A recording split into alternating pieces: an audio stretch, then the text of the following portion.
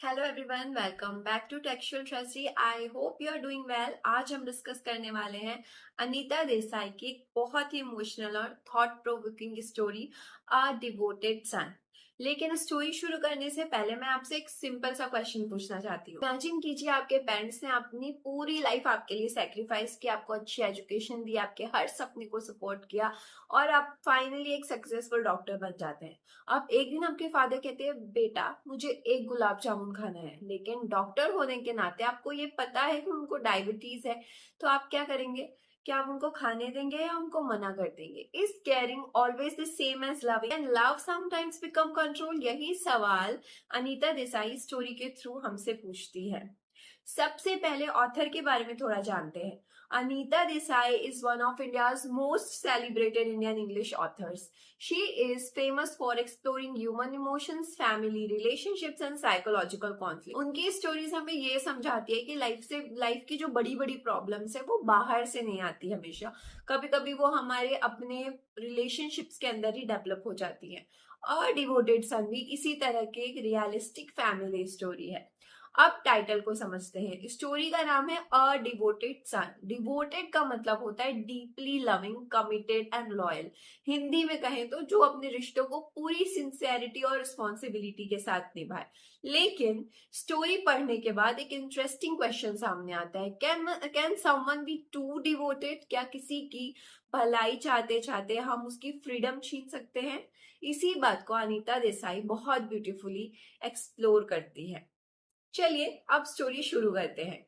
Story का main character है राकेश, जो एक मिडिल क्लास फैमिली से बिलोंग करता है। वो बचपन से ही बहुत ज्यादा इंटेलिजेंट, डिसिप्लिन्ड और हार्ड वर्किंग स्टूडेंट है। Success is the result of discipline and consistency. इसी मेहनत का रिजल्ट ये होता है कि राकेश पूरे देश के मेडिकल एग्जामिनेशन में फर्स्ट रैंक लाता है। Imagine the happiness. घर में सब बहुत खुश है, सब सेलिब्रेट कर रहे हैं, नेबर्स कॉन्ग्रेचुलेट कर रहे हैं। सबसे ज्यादा खुश है वर्मा जी, हिज फादर। उनके लिए ये सिर्फ उनके बेटे की सक्सेस नहीं है, बल्कि उनके सपनों का पूरा। A parent's greatest happiness lies in the success of their children. Rakesh की अचीवमेंट इतनी एक्स्ट्रॉर्डिनरी होती है कि उसे अमेरिका में हायर एजुकेशन के लिए स्कॉलरशिप मिल जाती है।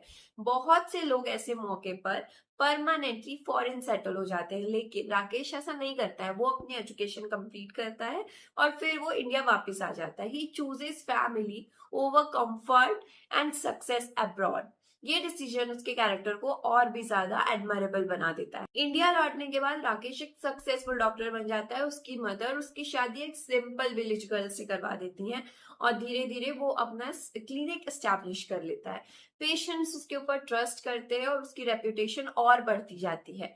सब कुछ बहुत अच्छा चल रहा होता है, लेकिन लाइफ हमेशा एक जैसी नहीं रहती। कुछ समय के बाद राकेश की मदर की डेथ हो जाती है।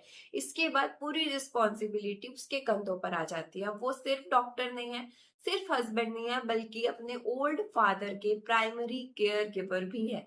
यही से स्टोरी एक इमोशनल टर्न लेती है। वर्मा जी अब बुढ़ापे की वजह से वीक होते जा रहे हैं। नेचुरली उन्हें हेल्थ प्रॉब्लम्स होने लगी हैं और क्योंकि राकेश एक डॉक्टर है, वो अपने फादर की हेल्थ को लेकर बहुत स्ट्रिक्ट हो जाता है।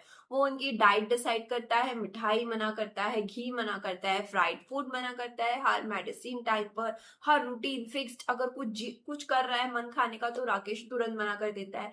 उसकी इंटेंशन बिल्कुल क्लियर रहती है, वो अपने फादर की लाइफ लंबी और बेटर बनाना चाहता है। लेकिन यही स्टोरी का सबसे इंपॉर्टेंट कॉन्फ्लिक्ट शुरू होता है। वर्मा जी को धीरे धीरे लगने लगता है कि उनकी लाइफ पर उनका खुद का कोई कंट्रोल ही नहीं रह गया है। वो सिर्फ एक पेशेंट बनकर रह गए हैं। उन्हें लगता है कि उनका बेटा उन्हें फादर की तरह नहीं, एक मेडिकल केस की तरह ट्रीट करने लगा है। He wanted to live not just survive.